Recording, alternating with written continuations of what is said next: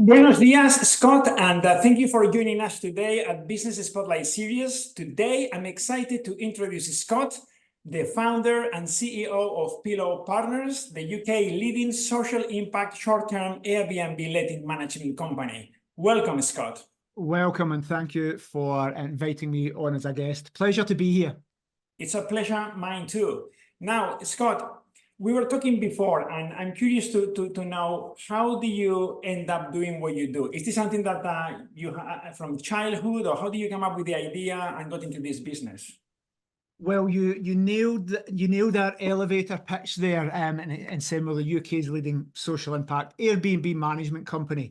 But if I take it back to setting up the business, I think nearly 2 decades ago now, showing my age, back to 2006 when I formally set the business up. Actually, a story of very, very frequently entrepreneurs set businesses up because they notice something needing fixed in the industry. They notice an industry or a sector that needs to be improved. And that was certainly the case for me. If I go back to being a 17, 18-year-old guy, I was actually over in the Falkland Islands. I was in the Royal Navy. And because I was at sea for 6 months as a young guy, I saved up all my pennies, all my money, bought my first property, became a landlord at 17, and gave it to a property managing agent.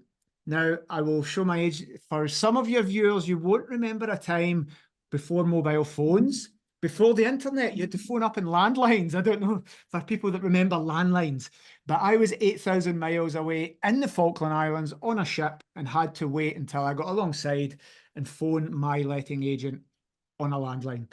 Needless to say, that did not go well. And when I come home from deployment, the property was wrecked. And that really started my dream, Javier, of setting up an agency and doing it better. That agent said, that's just the risk you take. So what? You're a landlord. That's the risk you take. And I thought, what if I set a business up that didn't take that approach, that reassured owners who were overseas, who were not local to their buy-to-lets at the time? What if I gave them a promise and made my story and built up a little bit of rapport with the owners to say, Scott understands, he would never treat me the way he had been treated. So that's why I set the business up. I left the Royal Navy in 2002, worked for other agents as best I could, worked 7 days a week, 16, 17 hours a day for other agents, 3 jobs, learnt the craft and set my management business up in 2006. Brilliant. And so that's a great way to get into it, when you see something in the industry which is not working and that you can do it better. So that gives a lot of trust.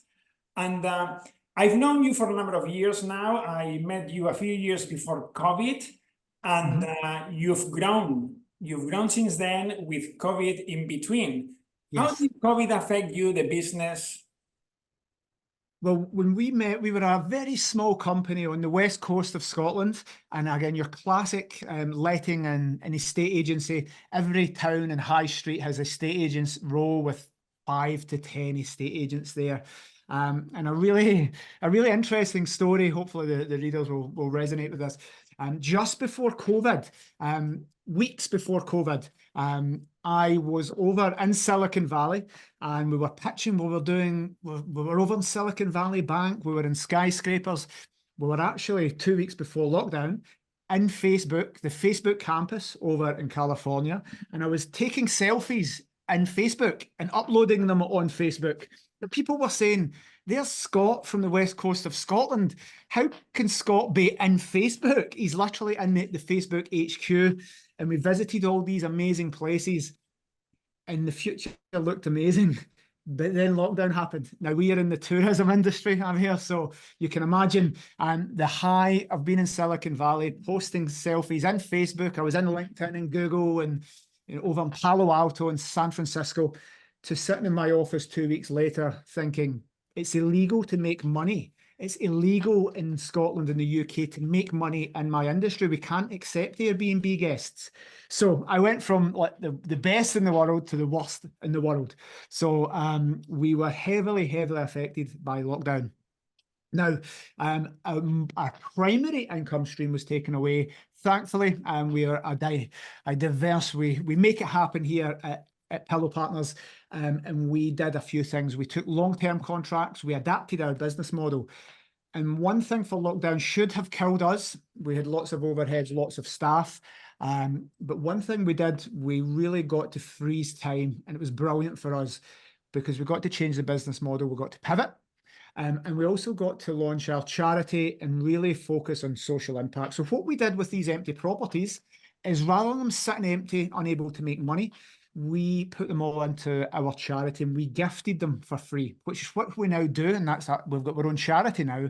But during lockdown, we gifted the properties for free to nurses who were self-isolating, to local community heroes, to elderly people that's husband may have COVID. So our owners were generous enough to give us their properties. We gave them for free to people that were self-isolating during lockdown. And that really kick-started what is now Safe Havens. We've set up a separate charity, and Safe Havens is there to provide funded stays to those in communities that need it the most. And a quick example of that, as we record this, the Southport incident where the young children were affected. All our properties have been cancelled. The guests do not want to go to Southport because there's now riots. Well, we're working with local communities to give those properties to charity, to those that have been affected by that tragedy that happened to the children. We're working with the local chambers of commerce and charities. So that's a classic example.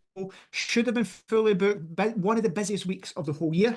100% occupancy in 9 of our properties in Southport, obviously due to the event happening now. Guests are cancelling. Our hosts are allowing them to go to charity. We are funding it through the charity, and we're giving funded stays for those that have been affected by that charity. And that really sums up, I could talk about business all day, but that really sums up how we evolved from COVID to now, meaning that every single stay with Pillow does some good for local communities. So I wanted to bring that example in, if you don't mind, just to show you this is stuff we're working on today. Yeah, definitely. That's very, very good. Very impressive. Thanks for sharing that, Scott. What are the aspirations for the business for the next 5 years? You were talking about this before. Yeah. So one of going back to show my age again, we want to increase our franchise network. For the first 10 years of my business, when we first met, we only had employees. What I wanted to do is take inspiration from the amazing Zig Ziglar. If you don't know this guy, go and look at me. Sounds like an American preacher, but like the forerunner to Tony Robbins. And back in the day when we used to buy cassette tapes for self-development, there was no live streaming. You'd take a cassette and put it into the car. You'd buy these big boxes, and I'd have this big box of Zig Ziglar tapes. And one of his quotes stuck out to me. You can get anything you want in life if you help enough other people get what they want. And I'll say that again. You can get anything you want in life if you help enough other people get what they want. So when I decided with Pillow, well, if we wanted to be the UK market leader and have property managers all over the UK, well, I could have employees and withhold that wealth and success for myself. But what if I helped 50 other people set up businesses so that they weren't competitors with us? And our core values in the back of all of the shirts, all of the pens, everything we do is stronger together. So I decided, take inspiration from Zig Ziglar. If we can help 50 other people be entrepreneurs, set up businesses locally, well, we get the best of both worlds. We have a network of franchisees across the UK that know lots about the local area. Liz in Southport, for example, she knows everything. I don't know anything about Southport. But we've got currently 25 franchisees. We want to get to 50 so that we have a local expert in those areas. They're entrepreneurs. They care passionately about customer service. And rather than just having employees at a call centre, which a lot of scaling businesses need to do, it's much, much easier. They can retain profits. But for me, I'd rather give my profits away to my franchisees to give a much better service. So that's our goal, just increase the franchise network, and those franchisees will then go and increase our business locally. Yeah, well, that goal, that vision resonates a lot with me, because my vision in business is to help 1,000 entrepreneurs, 1,000 businesses this decade. Amazing. So yeah, we are 5 years in, and we are on track for that. So that goal really resonates with me. I really love it. So what is it? What trait are you looking for on the people who will set up a franchise in different cities across the UK? What are the values? What criteria do you use to recruit the right people for the right fit with Willow Partners? Yeah. Well, we mentioned one of the core values we have. We have 6 at Pillow Partners. One of them is stronger together, which is why we wanted to create a network. But the original core value that this business was built on was make it happen. So for us, if someone has loads of experience, they've been in the short-term rental industry, managed hotels, been tourism sales, have lots of experience, but just do not have the right attitude. For us, it's all about that attitude. So if they've got that make it happen attitude, that drive, and then many people we met through property, and many people think Airbnb and service accommodation is property, but it's actually hospitality. It's all about that customer experience. And that's balancing up hosts and guests, but predominantly that guest experience. So for us, think of somebody could be an amazing salesperson, but at that hotel, when you go in, that receptionist there, that waitress or waiter there that's just willing to help, that gives you that amazing experience, it makes you feel good, leaves you smiling and wanting to go back. It's that type of experience we want to give hosts. So we're here to find superstars, give people a chance that may not be able to start a business themselves, that just looking for someone to believe in them. So for me, I think we can get 50 superstars, train them to be the top 1%, but it's all about attitude. We can train the property management, our franchise model, the 24-month roadmap, very easy to teach people our systems, but you can't teach people personality and niceness. Correct. So that's Yeah. all about attitude. Yeah, no, definitely. And that I think you hit the nail on the head with the attitude, people with the right attitude. No, definitely. What are some of the biggest issues, challenges you had to overcome as a business owner, as an entrepreneur in your journey? 2 things. And first, I'll be very open and honest, and I suppose modest. One of the things is we went from a small west coast of Scotland company. I'm badly dyslexic and have all the isms you could imagine, and a unique management style, and been finding our feet. So one of the biggest challenges for me was every month we were hitting new challenges that I had no idea how to deal with. We were learning every single day. We had amazing mentors like you. You help other business people like me. So every month really was a challenge. As we've grown to being a small company to a multi-million-pound company, and trying to now get from £2 million turnover to 20, every single day is always learning new things. So I think keeping that realistic, knowing what you don't know, been very modest, and with success comes arrogance with a lot of business people. I've never had that. I'm always aware of there's lots of things I don't know and I need to fill gaps. And that's getting trusted advisors like yourself in that are smarter than areas. So that's one thing. The big thing for us operationally, and this is a tip for anyone growing a business, especially rippling out from one core location. We've got people all over the UK. We've probably 75 people in our network. And when it's here, when we met when everybody's in this office, very easy to keep standards the same, very easy to make sure everything's done the right way, to make sure the culture and core values is there. But after lockdown, because we gave those properties for free, we got a lot of goodwill in the industry. So we grew very fast. We became the largest in our industry. But Wow. the standards weren't there. Our Trustpilot score went from 4.8 to 3.6.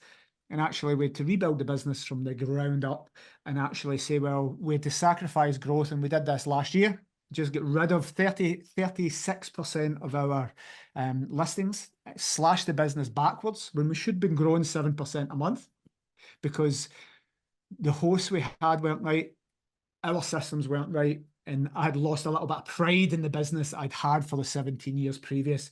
We now have that back, but sometimes you've got to sacrifice growth and continual development and actually take a step back.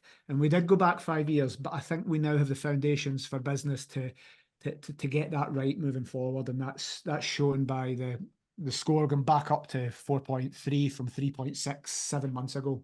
Yeah, brilliant. Well, you've shown a value there to me, which is that of humility, because in order to go forward, sometimes you need to go backwards and to stay humble, go back in order to grow further. So that's a brilliant lesson, really.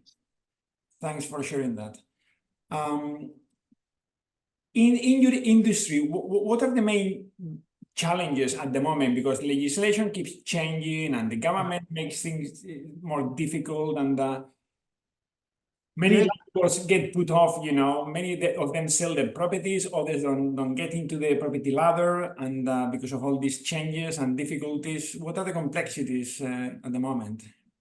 So a few things. Firstly, I would say that the market has become oversaturated of late. That is starting to balance it out now that the new government's in a new legislation and the tenant reform, that it will balance itself out in the long term. I jokingly say, people say, well, that's the end of serviced accommodation. The new legislations, that's it, the death of it. We were here for 10 years before Airbnb. We've been here 2 decades doing this.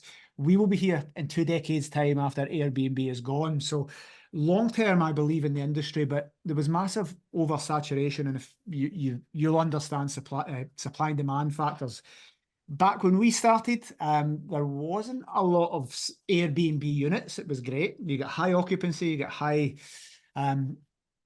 you get high nightly rates, you get quality guests. But the market was then flooded. There was no barriers to entry. Very easy for anyone to take a buy-to-let on a Monday, jump to IKEA, put it on Airbnb, get rubbish furniture, and pop on as a competitor and a supplier next door within days. So there was essentially zero barriers to entry for switching to service accommodation. So that meant lots of low-quality stock. Prices went down, occupancy went down, and that meant for a lot of owners who were our clients, as rental prices grew, that margin between, which used to be massive, you used to earn 4 or 5 times as much for short term rather than residential. Residential went up, margins and service accommodation came down. So lots of landlords have to look at their portfolio. I believe that gap will change. You mentioned legislation. It's happened in Scotland.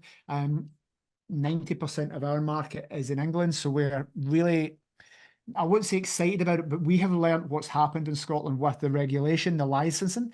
It was each local authority in Scotland, 32 different local authorities, 32 different ways of doing things. So in England, it could be hundreds of ways. So lots of challenges to come, but I think long-term for the industry, the people that are serious players, the amateurs, the people, if you use the thing, make hay while the sun shines, they will switch their buy-to-lets back to buy-to-lets. People will exit the market.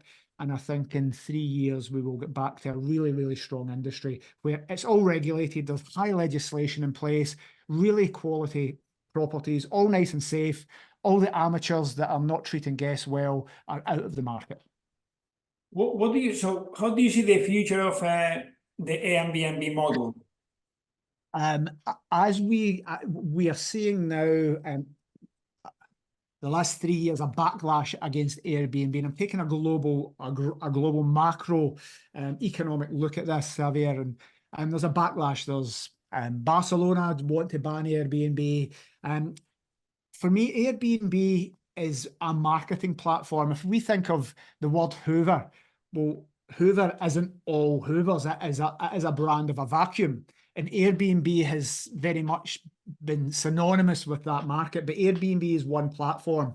So the market for me, I think, will go through some challenges. There will be backlash from local communities. There will be legislation in place that makes it increasingly difficult. Barriers to entry going to be much, much higher. But with that, I think many people will exit the market. And 2 things for me: supply and demand. If you're in an industry or a sector where supply outstrips demand, you do not want to be in that industry. And if you're in an industry where there are no barriers to entry for competitors to come in, including management companies, that's a really bad market. So for me, I'm super positive about it. Like I say, holiday lettings, not Airbnb. Short-term rental has been here for hundreds of years, and it'll be here for hundreds of years in the future in some form. Great. Thanks for that industry insight. And with you mentioned before your franchisees, is it the responsibility to find their own properties, or do you help in building the portfolio for them to manage? So we want the business, they get a region, an exclusive region, and I'd say we've got a great marketing team outside. So it's a joint venture, it is a partnership. So they guys are local, and if we take Lindsay down in Brighton, well, Scott's in Glasgow, he's not going to be able, and the team here will have some success nationally about raising awareness.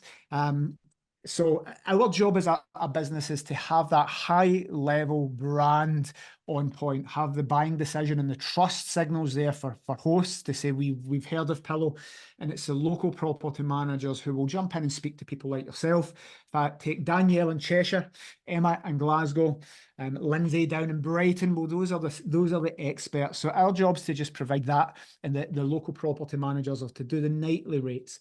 So it's a 50-50. But we help each other with past referrals, but it's the network effect. It's like Uber. The more Ubers there is, the faster those taxis can get you there and the cheaper it will be.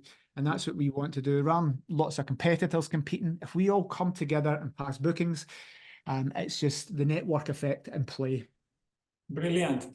Now you mentioned about helping people to get into business, and you can do that yourself because of your franchise model. A question I always ask is, what would you say to anyone thinking of going into business? And in this case, could be very much going into your business and setting up themselves in business. What would you say to them? Firstly, anyone looking at business, and the first thing I would say is just follow your dreams and be aware that the people that maybe, if someone comes to you, Javier, you would support them and give them business advice and encourage them to follow their dreams. But unfortunately, the people that tell you not to follow your dreams and not to go in business are sometimes those closest to us.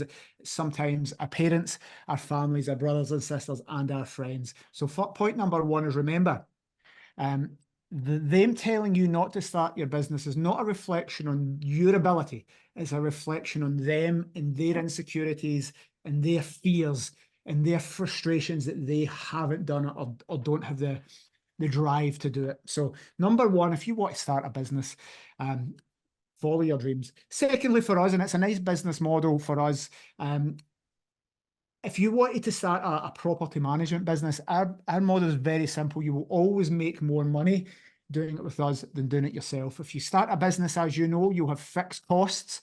Ours are £150,000 a month, but we want our franchisees to have zero. So people could earn £100,000 and have zero fixed costs. So at any stage of earning zero up to 50,000 to 100, they would always make more money with us. Secondly, they would have a massive support network of other amazing, inspiring people to help them. So they would have a team. They're not solopreneurs. They don't need to go it alone. There's no problem we can't solve collectively. And thirdly, they would work a lot less because we've got people covering the phones, evenings and weekends. All our franchisees get 2 weeks holiday where they got all their phone calls and emails included. They click a button and our customer experience team will pretty much cover. So you'll make more money, you'll work less, and you'll have a lot less stress. And finally, because of the network, think of 50 people coming together, you'll be able to deliver a much better service at the end to guests and hosts. Yes. So we want to make it a no-brainer. We want to make it, as Alex Hermosi says, an offer so good people will be stupid to say no. Yes. And just at every point, we want it to be better with us, stronger together, and the remuneration is always better with us than them saying, I want to leave my franchise and I want to do it myself. Hopefully that would never be the case. Yes. Well, I mean, and also you say the sense of community, because setting up a business on your own is a very lonely business. And the franchise model, you are talking to other people, your peers, doing the same thing as you are in different places. And the sense of community, coming together, helping each other, what's working, what's not working. Plus also it's a model you've proven, and they just need to deploy it, really. So you make a great point. And when I was thinking, well, from marketing perspective, what's our proposition? And I suppose we have two avatars, and we used to focus on, listen, this is a business opportunity. You can earn more money. You can earn £100,000. You can create a perfect work-life balance, and you know, you don't have any fixed costs, so you can go to bed at night, relax, sleeping, thinking, well, wherever I am on from zero to £100,000 in that franchise journey, I don't have any fixed costs, meaning if there's a COVID, there's no costs. I thought that was a prime proposition, but it turns out, as you've mentioned, the support network is what we're 75% female, that's including staff and franchisees. But actually our core proposition is there are other people to help me here. I'm not going it alone. There's anything we need, we jump in a support chat. And that was a mistake I made. We're 2 years behind where we should be because I was focusing on financials and maybe a little bit masculine energy. But the main proposition that people love and say, I'm part of something amazing. There's something bigger here. I can phone one of the girls up. If I have a challenge, someone will help me within the network. And that really has been a learning experience from my point of view. Yeah, brilliant. What would you what piece of advice would you give to your 18-year-old self? Oh, see, for me, I would just say believe in your dream. 99% of people will probably not believe in your dream. They won't see your vision, and 99% of your environment currently will, when you're starting off in business from zero, will probably not be supportive. And that's maybe because they don't believe in you, they don't understand your dream, or they do believe in you and they do understand your dream, and they don't want you to leapfrog them and leave them behind. So you need to follow your dream. But for me, and this is a mistake I made for the first 10 years in business, we have an ingrained thing to not be in a room with people like us, where we may be at the top. And now I make it a rule, Javier, that I always want to be the worst person in the room, the least successful person in a room. I have no ego around that. I want to be, when we go to London or doing anything, I want to be the worst person in the room. I want everybody to be better than me. Yeah. And the human nature is, oh, I don't want to feel uncomfortable because everybody's better than me. Yeah. That's natural. And as an entrepreneur, be the worst person in the room, be brought up by people, because those that are truly successful never shoot business people down. You'll know this. Yeah. Only unsuccessful people below you would give you a hard time about your dreams. But those that really have made it in life, that are above you, want to help you. They want to give back. They want to do what you've just done. Ask that question. If I could give you a bit of advice that maybe accelerates your progress, Yes. that successful people don't want to destroy other people's businesses, whereas Yeah. people below you perhaps do. Yeah. You know, was it Jim Rohn who said you become the average of the 5 people you spend most of your time with? Yeah. So, yeah, brilliant. Just wrapping up a little bit, books. Do you have a favorite book that, you know, has changed your life, or you took a lot from it? It could be business, non-business, that you want to share? Guys, for anybody that's going to follow the channel, check outside. We have a massive amount of books. We've got hundreds of books, and people always ask, you've got hundreds of books out there. Have you read them all? And yes, bar the to read shelf. But for me, books, there's many that have, but if I had to give one book for entrepreneurs and in life, many people think, when they think, what's the best business book? What's the Bible? What's the go-to classic? I like the originals. I like the books from the 1920s, 1930s, of which there's a few good ones. The Power of the Subconscious Mind is a good one, but Joseph Murphy. But many people think Napoleon Hill and Think and Grow Rich, which was his classic, the mainstream one, but he actually wrote one before that called The Laws of Success. And I think Think and Grow Rich had 14 success principles. But I think the much better book is The Laws of Success, which has more and different principles in it. So I would go back to the 1920s, I think, and Napoleon Hill, The Laws of Success. Brilliant. Well, thanks for that. If you could choose a superpower, what would you go for? I would live forever. I would be immortal, and I would just learn as much as I possibly could. But actually, one of the things you mentioned, COVID there, and one of the things we did get is, as entrepreneurs always say, I would love to there's not enough hours in a day. I'd love to replicate myself. If only the business, there was 10 of me, everything would run well. And I'd love to be able to freeze time. So for me, living forever, all the opposite that happened during lockdown, time froze. Everybody was in our industry was sitting in their offices wondering when we could get out. So I think just being able to freeze time and work on everything and then open time back up when, for me, all our systems and procedures were better. If we see something that we could improve rather than needing to get put in a development plan and it happening 3-4 months later, just freezing time, working for 20 hours and opening it back up and that thing's instantly changed would be brilliant. Wonderful. I don't know what you call that superpower, but I understand it. Yeah.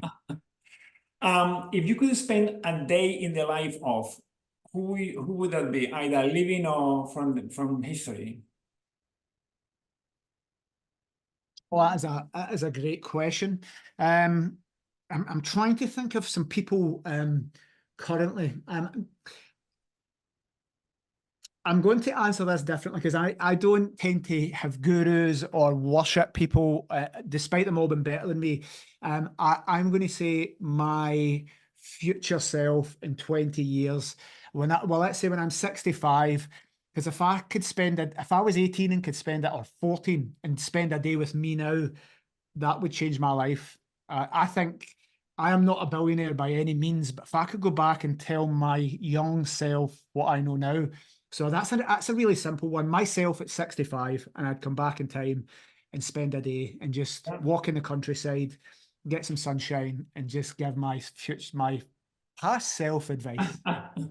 I love that answer, actually. I've interviewed many people, and you're the only one who, said that to be with myself 20 years from now. That's very good, very creative. Okay. I love it. Scott, well, it's been a real pleasure having you on board in Business Spotlight. I love your confidence and energy level. It's contagious. And well, thank you for sharing your journey and your insights and experience and wisdom with us today. Thank you so much. Thank you very much. I appreciate the time, and thank you for anyone watching. I appreciate you taking the time to watch this. Hopefully you'll just take one nugget out of this and pay it forward. So thank you very much. Thank you.